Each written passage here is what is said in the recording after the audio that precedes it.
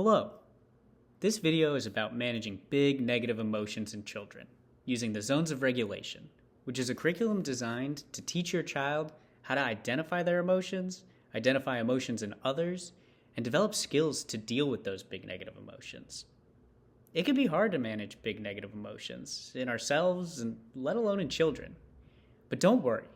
Our goals for this video are to learn how to teach about the zones of regulation and which emotions relate to each zone, help your child identify what zone they're in and what that means, and create a toolbox of coping skills and strategies for your child to manage those big negative emotions when they do arise. Many children don't have the language or awareness to identify and communicate their emotions, which can be challenging for parents to provide support and for children to communicate their needs, especially when it comes to big negative emotions such as anger, fear, anxiety.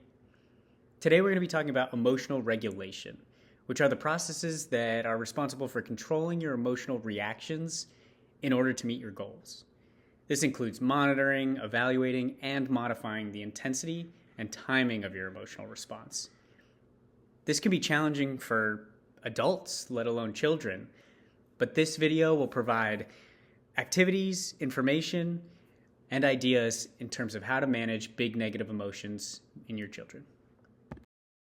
The Zones of Regulation is a curriculum developed by Leah Kuypers with the goal of helping children develop social, emotional, and sensory regulation by exploring a variety of tools that can be used to regulate what zone they're in. So what are the zones of regulation? The blue zone is used to describe a low state of alertness, with feelings such as sad, tired, sick, or bored. The green zone is used to describe the ideal state of alertness for a situation. This would include calm, happy, focused, content. The yellow zone is used to describe a heightened state of alertness. Feelings like stress, frustration, anxiety, excitement, silliness, fear. And the red zone is used to describe an extremely heightened state of alertness. Things like anger, rage, panic, terror, elation, explosive behavior. It's important to note that no zones are bad or should be avoided. This is about creating awareness of the emotions being experienced and how to work through them effectively to be more appropriate for a situation. For example, if your child is angry because they don't want to clean their room, it's okay for your child to feel that anger, but once they're able to identify that feeling of anger and they know they're in the red zone, they'll be able to acknowledge their heightened state and utilize skills to regulate back to a more appropriate state for the situation. Here is a worksheet that you can use to help familiarize your child about the zones of regulation. You can show them that the blue zone is correlated with feelings of sad, bored, tired, and sick. The green zone would be happy, focused, calm, proud, etc. Talking through each zone with them will help them identify what emotions they're feeling and what zone that falls in. Once you've taught your child about the zones of regulation, there are a variety of activities you can use to help your child identify which emotions belong in each zone. For example, you could try Zones Bingo.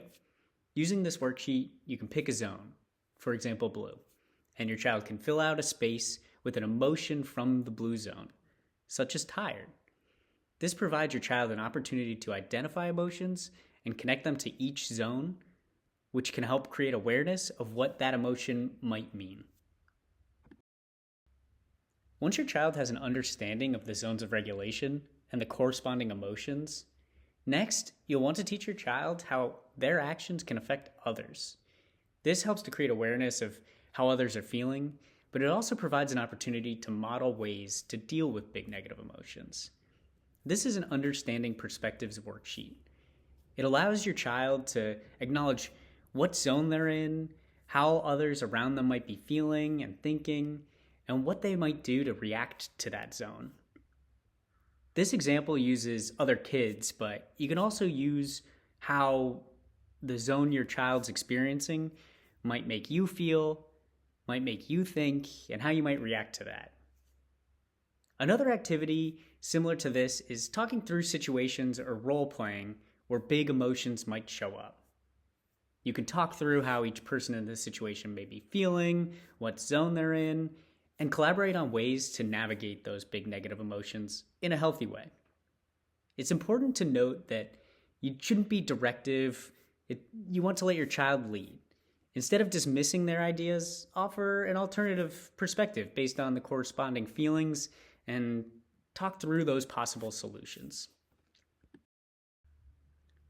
When discussing understanding others' perspectives, it's a great opportunity for you to model emotions and emotional regulation techniques for your child. When you're feeling angry and upset, you can show your child healthy ways to deal with those big negative emotions. Some ideas are, you can notice that your emotions are getting heightened and you can discuss that with your child. You can pause before you speak or take a moment before you react. You can speak less, listen, spend time listening to your child and make sure that you're not reacting based off your heightened state. Take a couple deep breaths, calm you down a bit, and remember, our oxygen mask must go on before our children's. Modeling these emotional regulation techniques can show your child healthy ways to deal with their emotions and come down from a heightened state of alertness. Next, you'll want your child to identify their triggers. What causes these big negative emotions? Here's an example of a triggers worksheet. You can use this to encourage your child to identify things that may lead them to feel in the yellow or red zones. For example, things like tests, loud noises, not understanding directions, chores. It's important to note that you should allow your child to lead. Let them identify their own triggers so that it's personalized for them. Try not to add any ideas unless your child is unable to identify any of their own. This will make sure that all of their triggers are noticed and acknowledged by them already. Once these triggers are identified, you can encourage your child to be aware of their feelings when in these situations going forward. You can also talk about how to communicate those feelings and start thinking about what things might help to get them back to the green zone when these triggers do arise. Now that your child has an awareness of the zones, the corresponding emotions, and their possible triggers, you can help them develop a toolbox to work through these big negative emotions. You want to try a variety of tools to determine what works and what doesn't. Each child is unique, and you want to make sure this toolbox is unique for your child. Some activities to consider are things like sensory support, breathing techniques, thinking strategies, etc. One example of a thinking strategy is the inner coach versus inner critic. The inner coach uses positive self-talk to encourage your child to be successful. The inner critic uses negative self-talk, and that gets us nowhere. You could teach your child about the inner coach versus inner critic to encourage positive self-talk, especially when needing to regulate from heightened states such as the yellow zone or the red zone. For breathing techniques, you can try box breathing, which is breathing in for 4 seconds, holding for 4 seconds, breathing out for 4 seconds, holding for 4 seconds, and then repeating as needed. You can practice this with your child to see if it works for them.